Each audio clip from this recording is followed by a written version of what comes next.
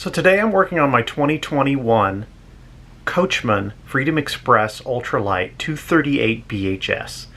We were out camping this weekend and the Dometic heater was having issues. I got it working, I tore it apart, found out that there was some debris in the sail switch. I brought it back home after our trip and decided to do some work on it, and the heater stopped working again.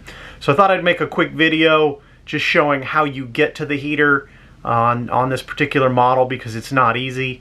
Some of the tips and tricks of how to get the heater out of there, and how to inspect your sail switch.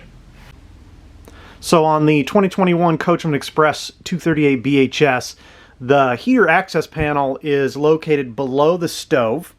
It's screwed on, which is somewhat inconvenient. It would be nice if you could get it off by hinges or some other manner. But there are 4 screws, 1 in each corner. And I'll go ahead and pull those off and we'll take a look. Okay, so I've removed the panel. At this point, I think that it's a good idea to make sure that you have all the power off to the RV and you have your gas lines shut off, your gas tanks shut off at the tongue. After that, it's a good idea to go ahead and try to purge most of the gas out of the system. The best way to do that would be to turn on your stove until it goes all the way out, because you're going to have to remove the gas line on this. So here's the gas line. That's the first thing that you're going to have to remove in order to get this unit out. There are 2 screws, one here and one here, that are screwed into this little mounting board, and those are going to have to come off. And then the last obstacle is going to be the power cables. Now, I had a real hard time with this, and I couldn't find any videos online how to get this thing out, and so I kind of had to muddle through it, and that's why I made this video. I'm going to see if I can get a good shot of where these power cables go and how to take care of that issue. Okay, this is the best I can do down here. So back here in the back, you can see there's a little screw right where the tip of this shadow is, and all the wiring for this unit is zip tied to that screw. And unfortunately, you can't get that screw out due to its location. So you'll have to cut that zip tie in order to get those wires loose so that you can pull the unit out, because they come down from the unit to that zip tie, and then they go back up into the wall for the thermostat. So you are going to have to cut that zip tie. I've already cut it, so but you can see that screw back there. That's where you're going to find how to get those wires loose. At this point, I've removed the gas line, and I've removed these 2 screws down here that hold the brackets to the base. Now you're going to have to remove the hoses that connect the vents. So you're going to have 2 over here on the right-hand side, 1 on the top, and 1 over here on the left-hand side. Now the good news is you don't have to remove these hose clamps to get them off. I did that the first time, and that was a mistake that I regretted. So you can twist these until the tab comes out, and then they will just come off of the unit, which makes it so much nicer when you have to put these back on. You don't have to mess with those hose clamps.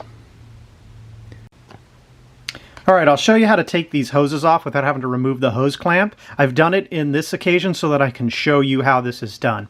So this little coupler here rotates, and you can rotate it until the tab lines up with this hole here, and then it'll come out with a little bit of work, and then the hose is free.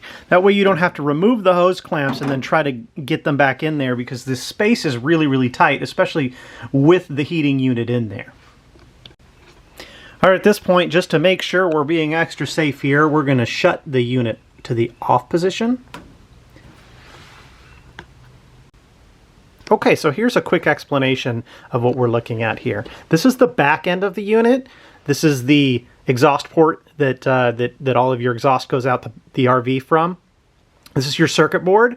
There's some good informational diagnostics on here by a blinking LED that unfortunately is hidden in this particular RV because this is all shoved in the very back and underneath this stove here. So this right here is the sail switch, which is the focus of this particular video.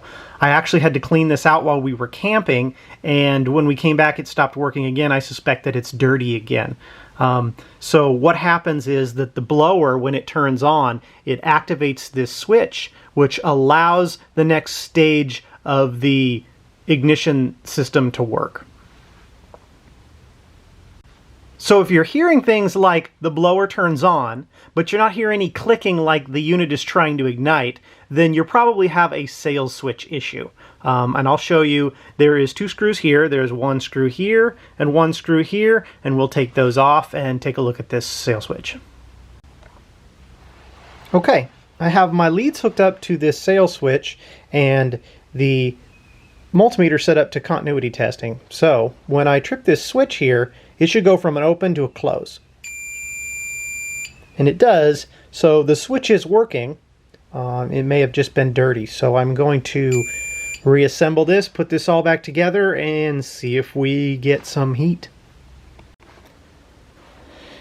Okay, so I have the whole unit put back together. All the vents are back in, the gas is reattached, and the power is back on.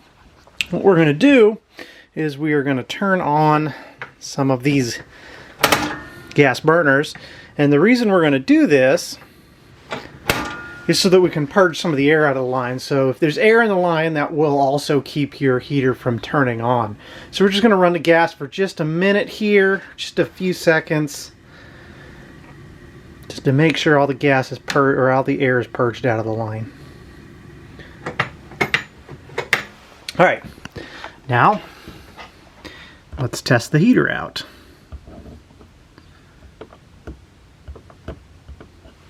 Got it set to a nice balmy 72 degrees. Alright, the blower's on.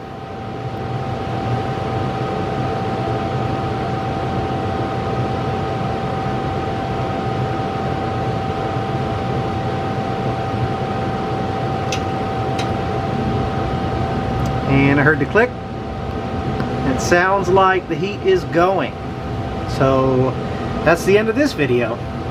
Thanks for watching.